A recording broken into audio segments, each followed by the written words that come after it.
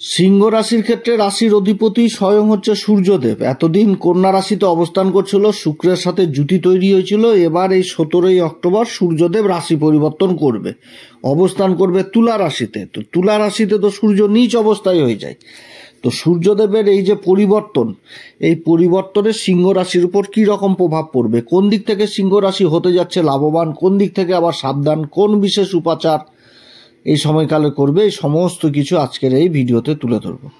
তো যাই হোক, অনুষ্ঠানটি শুরু করার আগে সমস্ত দর্শক বন্ধুদের নমস্কার জানাচ্ছি। তার সাথে বলবো, যারা বহুদিন ধরে দেখছেন এখনো পর্যন্ত সাবস্ক্রাইব করেননি, অবশ্যই সাবস্ক্রাইব করবেন। এই চ্যানেলের সঙ্গে থাকুন, জ্যোতিষীয় সম্পর্কিত অনেক তথ্য জানতে পারবেন। তবে আমি কোনো রকমভাবে কোনো দর্শক বন্ধুকে বিভ্রান্ত করার চেষ্টা করছি না। এটা গ্রহের গোচরের উপরই আলোচনা করা হচ্ছে, কারো কোনো রকম ব্যক্তিগত কুষ্টি ধরে আলোচনা নয়। তো যাই হোক, সূর্যদেবের এই যে পরিবর্তনটা হচ্ছে, রাশির অধিপতি সূর্যদেব এবার অবস্থান করবে তুলা রাশিতে। তো সিংহ রাশির ক্ষেত্রে তুলা রাশিটা পড়ছে রাশির তৃতীয় ঘর।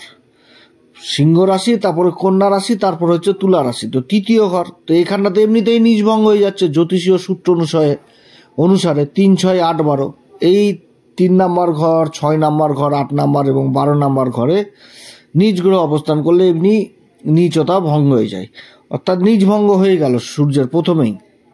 তারপরে সূর্যদেবের সাথে এই অবস্থাতে অবস্থান করছে মঙ্গল। তো মঙ্গলের রাশি মেষ রাশিতে সূর্য উচ্চ হয়।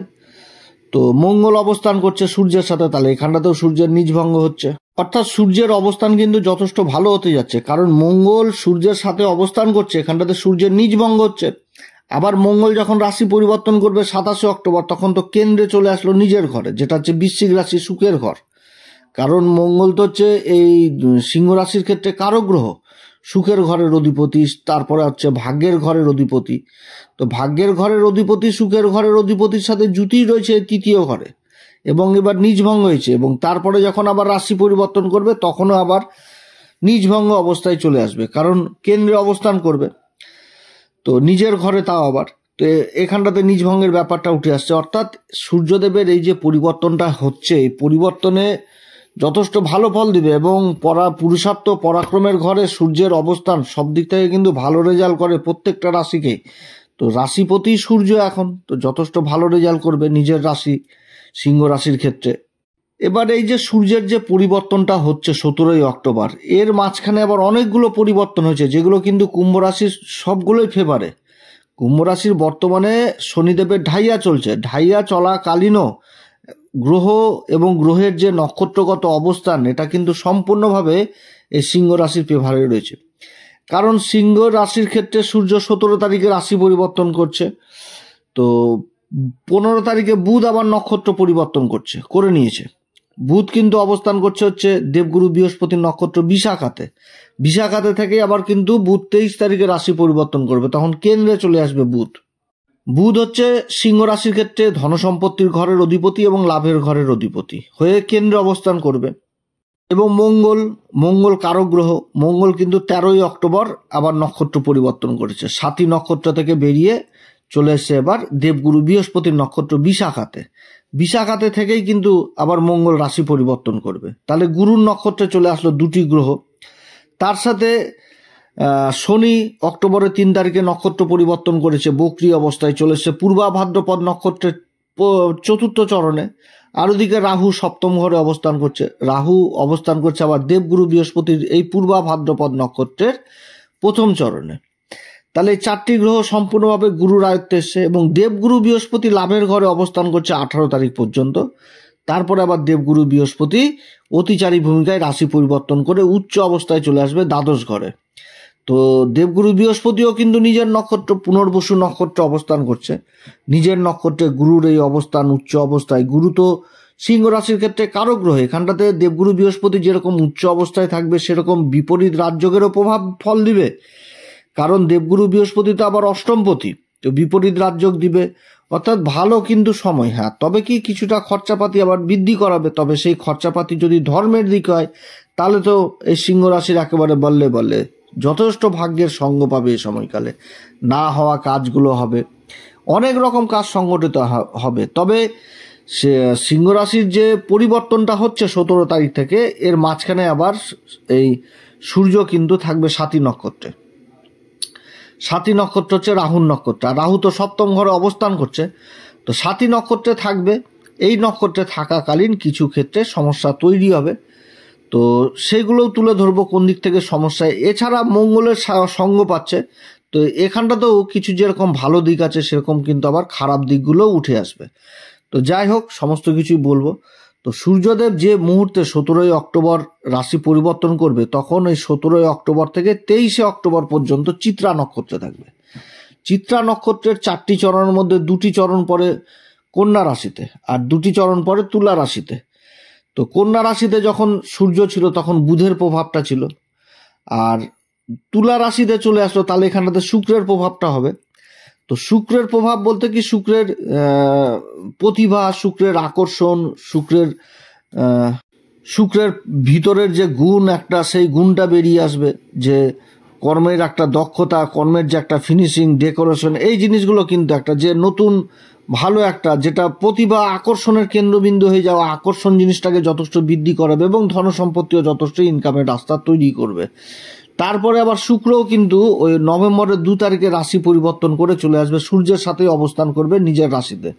তখন সূর্যের কিন্তু শুক্রের দ্বারাও নিজভঙ্গ হচ্ছে। তাহলে কত সুন্দর যোগগুলো পরপর কিন্তু সিংহ রাশির ক্ষেত্রে তৈরি হচ্ছে। এবং এই সময় যে শনির যে একটা বাজে প্রভাব, সেই প্রভাবটাও কিন্তু থাকছে না। তবে এটা যে সবার ক্ষেত্রে হবে সেটাও না। বহু দাদা দিদি ভাই বোনদের জন্মকুষ্ঠিতে গ্রহের অবস্থান খারাপ রয়েছে, তো তাদের ক্ষেত্রে বলবো অবশ্যই ভালো জ্যোতিষীয় পরামর্শ নিতে আমাদের সাথে যোগাযোগ করতে পারেন। আমাদের তবে শুল্ক লাগু থাকে এবং খুব অল্প সংখ্যক লোককে দেখা হয়, যার জন্য একটু দেরিও হয়। মানে যেটা দেখা হয় সেটা খুব ভালো মতন করেই দেখা হয়। তবে আমাদের সাথে যে দেখা মানে যোগাযোগ করতে হবে এর কোনো ব্যাপার নাই। সমাজে আরও বড় বড় জ্যোতিষী রয়েছে, তাদের সাথেও দেখা করতে পারেন। তবে সূর্য যদি কারো জন্মকুষ্ঠিতে খারাপ থাকে, যে সূর্য রাহুর সাথে জুটি তৈরি করে নিয়েছে বা গ্রহণ দোষ হয়ে গেছে, তো তাদের ক্ষেত্রে বলবো যে অবশ্যই বাড়িতে সূর্য যন্ত্র স্থাপন করবেন। কারণ রাশির অধিপতি কিন্তু সূর্য, সূর্যকে সবসময় ঠিক রাখতে হবে। সূর্যই দিবে মান, সম্মান, খ্যাতি, যশ সব কিছু। তো যাই হোক, তো সূর্য যন্ত্র এবার কোথায় পাবে, বহু দাদা দিদিরা খোঁজ করে সূর্য যন্ত্র। তো সূর্য যন্ত্র আপনারা পাবেন আমাদের এই ভিডিওর মধ্যেই একটা প্রোডাক্ট বলে অপশন ইউটিউব থেকে দিয়েছে, সেখানটাতে ক্লিক করলে বিভিন্ন রকম যন্ত্রের ছবি, সূর্যের যন্ত্রও রয়েছে। যাদের প্রয়োজন তারা অবশ্যই সংগ্রহ করবেন, যাদের অ্যাকচুয়ালি প্রয়োজন তারা অবশ্যই সংগ্রহ করবেন। বাড়িতে ব্রাহ্মণ দ্বারা বিধিসম্মতভাবে স্থাপন করবেন। সাদা চন্দন, লাল চন্দন হাতের মাঝখানে, হাতের যে 2টি আঙ্গুল রয়েছে মাঝখানে, সেই 2টি আঙ্গুলে লাগিয়ে সেই যন্ত্রের উপর ছিটাবেন এবং তার সাথে বলবেন ওং হ্রিং হিনি সূর্যাদিত্যায় শ্রিং, এই মন্ত্র উচ্চারণ করে 11 বার প্রত্যেক দিন ওই যন্ত্রে সাদা চন্দন, লাল চন্দন সকালে স্নান করে উঠে ছিটাবেন। তাতে সূর্য যথেষ্ট বলি হবে। এই উপাচারে অনেক ভালো উপাচার। এই উপাচার আমি যাদের দেখি সূর্য খুব খারাপ অবস্থায় রয়েছে তাদেরকে কিন্তু এই উপাচারটা আমি দিই, এবং এই উপাচারে বহু যারা আমাদের সাথে যোগাযোগ করেছেন তারা বহু উপকার পেয়েছেন। এটা সত্যি একটা খুব ভালো উপাচার। যাদের সূর্য জন্মগোষ্ঠীতে খুবই খারাপ অবস্থানে রয়েছে তাদের এই উপাচার অবশ্যই করা উচিত। তো যাই হোক, তো সূর্য যে সময় চিত্রা নক্ষত্রে থাকবে এই তুলা রাশিতে, তাহলে শুক্রের সেই গুণ, শুক্রের প্রতিভা, শুক্রের আকর্ষণ ক্ষমতা যথেষ্ট বৃদ্ধি পাবে এইখানটাতে। তো এই নক্ষত্রের অধিপতি হচ্ছে কে, মঙ্গলদেব, আর অধিপতি দেবতা হচ্ছে বিশ্বকর্মা। তো বিশ্বকর্মা হচ্ছে কি নির্মাণ, প্রোডাক্ট, যেখানটাতে কিছু তৈরি হচ্ছে সেই সমস্ত জায়গার ক্ষেত্রে কিন্তু একটা বিশাল উন্নতির যোগ রয়েছে। কোনো একটা কনস্ট্রাকশন হোক বা যে কোনো নির্মাণ যেখানটাতে কোনো কিছু তৈরি হচ্ছে সেই সমস্ত জায়গাতে একটা ভালো উন্নতির যোগ রয়েছে। এবং সেই সমস্ত জায়গার যেখানটাতে ফিনিশিং বিভাগটা রয়েছে, যেখানটাতে ডেকোরেশনের কাজগুলো হচ্ছে, ফিনিশিং হচ্ছে, সেই সমস্ত জায়গাতে একটা বিশেষ প্রগতি হওয়ার প্রবল সম্ভাবনা থাকছে। এছাড়া মঙ্গলের সাথে সূর্যদেবের এই জুতি এবং বুধ সঙ্গে রয়েছে, তো অনেক রকম সরকারি কাজ, সরকারি ডকুমেন্টেন্সির কাজ, যোগাযোগ ব্যবস্থার কিন্তু একটা ব্যাপক উন্নতি হবে। যাদের কর্মক্ষেত্রে প্রমোশন লেটার বা কর্মক্ষেত্রে যারা ডিফেন্স লাইনে রয়েছেন সেই দিক থেকেও বিশেষ উন্নতির যোগ রয়েছে। যে কোনো কাজের হয়তো প্রমোশন বা অ্যাপয়েন্টমেন্ট লেটার বা কল লেটার আটকে রয়ে পড়েছে, সেইগুলো কাজগুলো হবে, ডকুমেন্টেন্সি কাজগুলো হবে। সরকার, তারপরে সমাজে বড় বড় লোকেদের সাথে উঠা বসা, চেনা পরিচয়, এগুলো যথেষ্ট বৃদ্ধি পাবে এই সময়কালে। খুবই একটা ভালো অবস্থান এই চিত্রা নক্ষত্রে। চিত্রা নক্ষত্র এমন একটি নক্ষত্র, এটা এর অধিপতি বিশ্বকর্মা দেব। তো এই নক্ষত্রকে বলা হয় যে বড় বড় কোম্পানির ভিত স্থাপন এই নক্ষত্রে হয়, বা কোনো কোনো কনস্ট্রাকশনের বড় বড় কাজের ভিত্তি স্থাপন এই নক্ষত্র, এত পবিত্র নক্ষত্র, কারণ বিশ্বকর্মা দ্বারা তৈরি জায়গাতে কোনো রকমভাবে বাস্তুদোষ থাকে না, যার জন্য এই নক্ষত্রটাকে খুব গুরুত্বপূর্ণ নক্ষত্র হিসাবে বলা হয়। তো এই নক্ষত্রে সূর্যের এই অবস্থান সব দিক থেকে ভালো ফল দিবে সিংহ রাশিকে। তো এরপরে আবার 24শে অক্টোবর থেকে 5ই নভেম্বর পর্যন্ত চলে আসবে সাথী নক্ষত্রে। সাথী নক্ষত্র হচ্ছে রাহুর নক্ষত্র। তো রাহু সপ্তম ঘরে অবস্থান করছে, ব্যবসা বাণিজ্যের ঘরে। আর সাথী নক্ষত্র কিন্তু বড় বড় ব্যবসা বাণিজ্য ব্যবসায়িকদের জন্মকুষ্ঠিতে সাথী নক্ষত্র দেখতে পাওয়া যায়। এই নক্ষত্রে রাহু কিন্তু খুবই পজিটিভ প্রভাব দেয়। তবে সূর্যের অবস্থান এই নক্ষত্রে, আর রাহুর উপর দেবগুরু বৃহস্পতির দৃষ্টি থাকছে 18 তারিখ পর্যন্ত। তারপরে তো 18 তারিখের পর দেবগুরু বৃহস্পতি উচ্চ অবস্থায় চলে আসবে, তখন শনির উপর দৃষ্টি হয়ে যাবে এবং নিজের রাশিকে দেবগুরু বৃহস্পতি দেখবে। তো রাহু আর শনি কিন্তু এই সময়কালে সম্পূর্ণভাবে দেবগুরু বৃহস্পতির কন্ট্রোলেই থাকছে। অতএব অতটা ভয় পাওয়ার নাই। তবে হ্যাঁ, কিছু কিছু দিক থেকে সাবধানে থাকতে হবে। সাথী নক্ষত্রে যেরকম নেগেটিভ দিকটা হচ্ছে কি, যে ঝুট ঝামেলা, গন্ডগোল, অশান্তি, এগুলো থেকে দূরে থাকতে হবে। কোর্ট কেস মোকদ্দমা, বেআইনি পথ, শর্টকাট পদ্ধতি, মানুষকে ঠকানো, লোক ঠকানো, এগুলো দিক থেকে কিন্তু দূরে থাকতে হবে।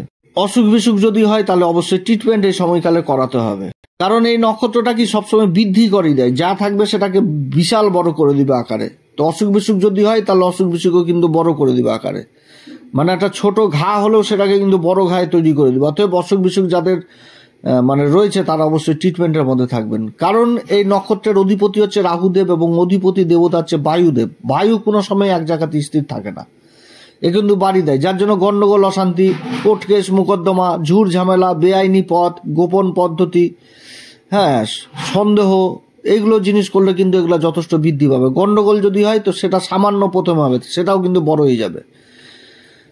তো এদিক থেকে কিন্তু যথেষ্ট খেয়াল রাখতে হবে এই সময়কালে। তবে রাহু দেবগুরু বৃহস্পতির নক্ষত্রে অবস্থান করছে এবং রাহুর দৃষ্টিও থাকছে সূর্য আর ওই বুধ আর মঙ্গলের জুতির উপরেও থাকবে। তো খরচাপাতিও কিন্তু হবে। খরচাপাতি হবে বলতে, সেই খরচাপাতি যদি আবার কোনো ধর্মের কাজে হয় তাহলে বিশেষ আবার ভাগ্যের ফলও পাবে, ভাগ্য যথেষ্ট সঙ্গ পাবে এই সময়কালে। এটা হচ্ছে রাহুর যেরকম খারাপ দিক, আর এটা হচ্ছে ভালো দিক। ভালো দিকের মধ্যে আরও দিক রয়েছে, যেরকম যারা মার্কেটিংয়ের কাজে রয়েছেন তাদের জন্য যথেষ্ট ভালো, অ্যাডভার্টাইজ ডিপার্টমেন্টে রয়েছেন, বিজ্ঞাপনজনিত কাজের সাথে যুক্ত রয়েছেন, সেই কাজগুলো যথেষ্ট ভালো হবে। কোনো কোম্পানির কাজের সাথে যুক্ত রয়েছেন বা কোনো কোম্পানির কাজের সন্ধান করছেন, সেই কাজগুলো এখানটাতে ভালো হবে। কোনো কোম্পানির প্রোডাক্ট মার্কেটে নামছে, কোনো কোম্পানির প্রোডাক্ট হয়তো মার্কেটে লঞ্চ করছে, তার অ্যাডভার্টাইজ ডিপার্টমেন্টে রয়েছেন, সেদিক থেকে যথেষ্ট ভালো অবস্থান। এছাড়া যারা কর্মের সন্ধান করছেন সেদিক থেকে ভালো অবস্থান। যারা ব্যবসায়িক, বড় বড় ব্যবসায়িক, এই সময়কালে কোনো একটা ভালো ড্রিল হয়ে যাওয়ার সম্ভাবনা থাকবে বা ভালো মুনাফা পাওয়ার সম্ভাবনা থাকবে, এই সমস্ত জিনিস। তারপর সরকারকে যারা মাল সাপ্লাই করেছেন সেদিক থেকে মোটা বিল পাওয়ার সম্ভাবনা বা তার ডেট এক্সটেনশন হয়ে যাওয়ার ক্ষমতা থাকবে, হওয়ার প্রবল সম্ভাবনা থাকবে। যারা সরকারি কাজকর্ম করছেন সেই জায়গাতে অশান্তি গন্ডগোল হলো সেটাও মীমাংসা হওয়ার সম্ভাবনা থাকবে, কিন্তু ফেস করতে হবে এই সময়কালে সিংহ রাশিকে। অতএব গন্ডগোল অশান্তি থেকে যথেষ্ট দূরেও থাকতে হবে, কারণ দেবগুরুর বিশেষ একটা ভূমিকা থাকবে এই সময়কালে। নেগেটিভ জিনিসটা হচ্ছে দাম্পত্য জীবনে নিজের কথাবার্তার দিক থেকে সাবধান, এবং জীবনসাথীর অসুখ বিসুখ হওয়ারও সম্ভাবনা থাকবে। অতএব এদিক থেকেও কিন্তু সাবধান। এদিক থেকে আবার অর্থ করি খরচাপাতি হওয়ার সম্ভাবনা থাকবে। অর্থাৎ রাহুর নক্ষত্রে যেরকম ভালো প্রভাব দিবে সেরকম কিন্তু খারাপ প্রভাবও দিবে। যোগাযোগ ব্যবস্থা হবে ভালো। তারপরে সমাজে লোক পরিচিতি যথেষ্ট বৃদ্ধি পেয়ে যাবে, এদিক থেকে একটা ভালো দিক। শিক্ষার জায়গাটাও বিশেষভাবে উঠে আসছে। উচ্চশিক্ষার সাথে যারা জড়িত থাকছেন তাদের জন্য যথেষ্ট ভালো, কারণ এই রাহুর সাথী নক্ষত্রে মা সরস্বতীর একটা বিশেষ ভূমিকা থাকে, বিশেষ কৃপা থাকে মা সরস্বতীর এই সাথী নক্ষত্রে। অতএব উচ্চশিক্ষার জায়গাটাতে যথেষ্ট ভালো। যারা টেকনিক্যাল লাইনে রয়েছেন, ইলেকট্রনিক্সের উপর পড়াশোনা করছেন, এদিক থেকে যথেষ্ট ভালো সুবিধা পাবে এই সাথী নক্ষত্রে। তো যাই হোক, এরপরে আবার 6 অক্টোবর থেকে 16 অক্টোবর বিশাখাতে অবস্থান করবে। সে সময় বহু পরিবর্তন হয়ে যাবে। মঙ্গল বুধ চতুর্থ ঘরে চলে আসবে, শুক্র রাশি পরিবর্তন করে নেবে 2 তারিখে, সূর্যের সাথে অবস্থান করে একটা বিপরীত রাজ্য বলছি, নিজভঙ্গ রাজ্য তৈরি করে দেবে। আর একটা জবরদস্ত 2খানা নিজভঙ্গ রাজ্য এই সময়কালে তৈরি হবে, মঙ্গল দ্বারা তৈরি হবে, শুক্রের দ্বারা তৈরি হবে। তো যাই হোক, এই সময়কালে যথেষ্ট ভালো অবস্থান হচ্ছে। বিশাখা নক্ষত্রে যখন থাকবে ভালো বড় জীবনের লক্ষ্যে পৌঁছে যাওয়া, এটাও বোঝাচ্ছে, কারণ বিশাখা নক্ষত্রের যে সিম্বল, সেটা কিন্তু রাস্তার মানে বড় বড় রাজগেট জিনিসটাকে বোঝায়। আগেকার দিনে রাজারা যে সময় যুদ্ধ জয় করে আসতো তাদের যে একটা সম্মান দেওয়ার জন্য রাস্তায় বড় বড় গেট, সেই জিনিসটা কিন্তু বুঝাচ্ছে। অর্থাৎ নিজের লক্ষ্যে পৌঁছে যাওয়া, মান সম্মানের অধিকার হওয়া, সরকারি ক্ষেত্রে বা বেসরকারি ক্ষেত্রে যারা কাজকর্ম করছেন সেখানটাতে পুরস্কৃত হয়ে যাওয়া, মান সম্মানের বিশেষ অধিকারী হওয়া, এগুলো কিন্তু বুঝাচ্ছে। বড় পদ পেয়ে যাওয়া, প্রমোশন হয়ে যাওয়া, বেতন বৃদ্ধির যোগ, এগুলো কিন্তু থাকছে এই সিংহ রাশির ক্ষেত্রে এই সূর্যদেবের এই পরিবর্তন। অর্থাৎ সব দিক থেকে ভালো। তবে বিশাখা নক্ষত্রের আবার মাইনাস দিকও রয়েছে, সেটা হচ্ছে দনমন স্বভাব রয়েছে, ডিসিশন নেওয়ার ক্ষমতাটা অতটা ভালো নয়। এদেরকে যদি বুঝিয়ে দেওয়া যায় যে তোমার লক্ষ্য ওটা, তাহলে কিন্তু এরা সেই লক্ষ্যের পিছনে দৌড়িয়ে নিজের লক্ষ্যকে পূরণ করে এবং নিজের কর্মকে নিয়েও চিন্তা করে এরা খুব। এই নক্ষত্রের অধিপতি দেবতা হচ্ছে ইন্দ্র এবং হচ্ছে অগ্নিদেব। তো ইন্দ্র কিন্তু নিজের সিংহাসন নিয়ে চিন্তা করে, যেই বুঝি ব্রহ্মদেব আর ভোলে বাবা দিয়ে দিবে আশীর্বাদ যে সিংহাসন তখন টলমল। তো এরকম কিন্তু সিংহাসনকে নিয়ে চিন্তা করে আর কি। কিন্তু এই সময়কালে সেরকম কোনো হওয়ার কোনো সুযোগ নেই, বরঞ্চ কর্মসূত্রে বিদেশ যাত্রা হওয়ার প্রবল সম্ভাবনা থাকবে এই সময়কালে। বা নিজের কর্মকে পরিবর্তন হয়ে যাওয়া, মনের মতন একটা জায়গায় পরিবর্তন হয়ে আসা, এটাও কিন্তু বুঝাচ্ছে। কারণ দেবগুরু বৃহস্পতির পঞ্চম দৃষ্টিই থাকবে চতুর্থ ঘরে, যে চতুর্থ ঘরে ওই মঙ্গল আর বুধের উপর কিন্তু দৃষ্টি থাকবে। অর্থাৎ এই সময়কালে যথেষ্ট ভালো অবস্থান হতে যাচ্ছে সিংহ রাশির। এই সময়কালে অবশ্যই হনুমান চল্লিশা, বজরংবাণ, শ্রীরাম সীতার প্রণাম মন্ত্র সহকারে পাঠ করবেন, সূর্যদেবকে অর্ঘ্য দিবেন, পিতামাতার আশীর্বাদ নেবেন। তো যাই হোক, অনেক কথা আলোচনা করলাম। আপনারা সবাই ভালো থাকেন। এরপরে আবার আসবে একটি নতুন পর্ব নিয়ে। নমস্কার, ধন্যবাদ।